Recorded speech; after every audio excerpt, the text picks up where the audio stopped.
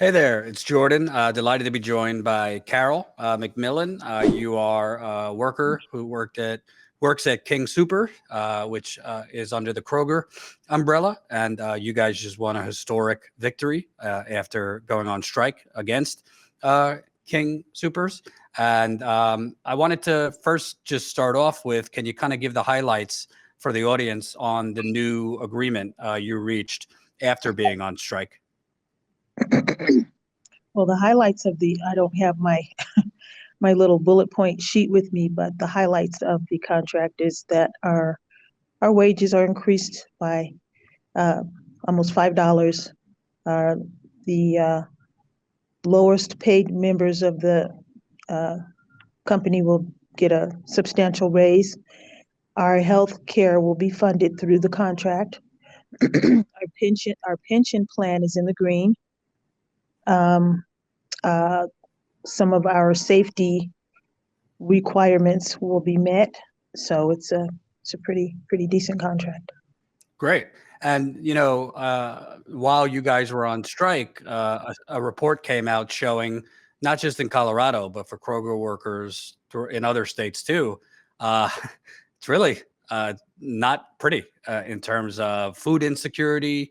You had more than three-quarters of Kroger workers in this study were food insecure. You had 1 in 7 Kroger workers were facing homelessness, and 36% of 10,000 employees, this is in California, Colorado, and Washington, said they were worried about eviction. So it's a broader problem than just Colorado. You guys have been working pretty much longer hours, harder for less. Can you kind of talk about what do you think contributed to this victory? Was it having the union behind you? Was it banding together and that leverage kind of forcing Kroger to do the right thing?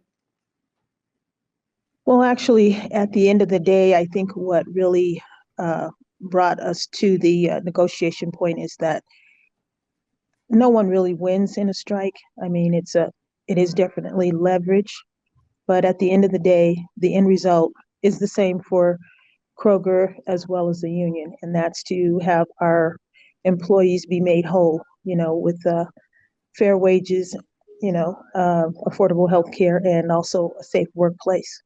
Mhm. So those things were accomplished with the contract.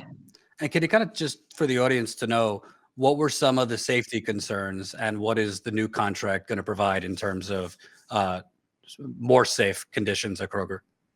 Well, mostly just safety issues such as mask mandates, within the stores. We are still dealing with COVID, it hasn't gone away. Mhm. It's mutating almost on a daily basis. So we do need in-store PPE, personal protection equipment. And we also require store security for the safety of the workers, the customers, and the community, because we do want our stores to be safe places to work and to shop in. Absolutely. And can I kind of talk about for you personally, how does this new contract help you? What was your situation before the new contract? Was Kroger your only job? And how is this going to improve your situation? Well, yes, actually, Kroger is my only job at the time. Of course, it's going to improve my situation. I mean, it's not like we're going to all of a sudden become millionaires, but it's a little easier now to be able to pay some bills, buy groceries, things like that. So it's a definite improvement Mhm. over the previous situation with King Supers. And when you see kind of all this talk in the media and politicians, we got to get back to normal. We got to get back to normal. Well, normal has been what you guys were dealing with, what Amazon workers are dealing with, what Walmart workers are dealing with, and that's CEOs making 20 something $1 million a year, buying buying a new yacht, while you guys essentially are packed like sardines in stores during a pandemic. You are maybe given hazard pay for a little bit, and then it's stripped away.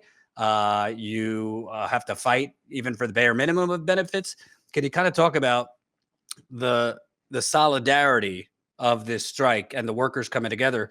what does that say? What should that say to other workers in a similar situation to Kroger workers? What lessons should they take from what you guys did? Well, the lesson that other workers should take from the strike that we just went through, solidarity is the key. I mean, if people stand up and they stand up together, they can, 9 times out of 10 accomplish their goals. That's the only way they're going to be able to do it. I mean, Kroger is a multi-billion-dollar corporation, and it took us to stand up and say, we need better, we deserve better.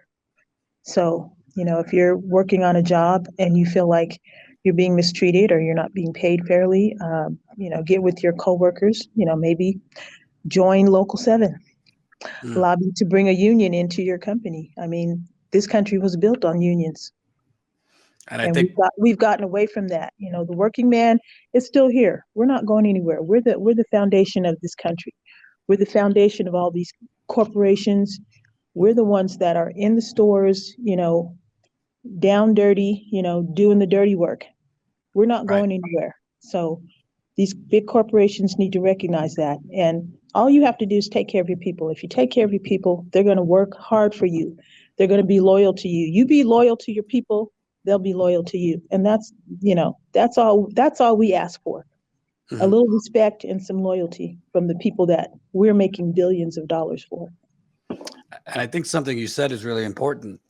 We see all these strikes happening, but most of these strikes would not be successful without that foundation of a union. That's And, right. you guys are part of United Food and Commercial Workers, Local 7. So when you see these strikes that are succeeding, whether it's Kroger, Nabisco, Frito-Lay, John Deere, the list goes on, Right. you have that foundation of a union. Which is why what Starbucks workers are doing and Amazon workers trying to form unions is so important. Well, again, like I said, this country was built by union workers. Unions are the foundation of American industry, and these corporations just need to realize that. That's just the way it is. That's America. Mm-hmm. And would you like to see, because right now in DC, the PRO Act, which would make it easier for workers to form unions, that's sitting there. It's collecting dust. Biden and the Democrats have said they're for it, but it doesn't seem much is being done to fight for it. What are your views on the importance of making it easier to form a union? And in the PRO Act, there would be harsher penalties on these companies that union bust and try and intimidate strikers. Well, as far as the PRO Act, I believe definitely that's something that needs to be brought out into the forefront. Again, if it weren't for the union, I doubt if we would even be here today. I'd probably be on the unemployment line right now. So, unions they're just an important structure, in the business industry. It's something that's much needed. A lot of businesses have gotten away from it, but I think it's something that is definitely needed because, treatment of workers now have kind of gone backwards rather than forwards. So we need to keep that momentum moving forward. And the key to that movement, I believe, is unionization of these businesses. And lastly, I just want to remind people what you guys just won.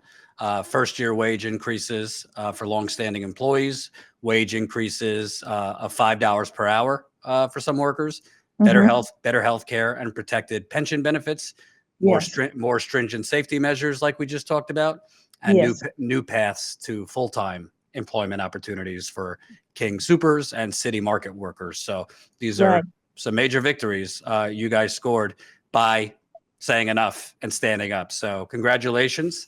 And I hope you have safer conditions and life's made a little easier now with some more money in your pocket. Thank you very much.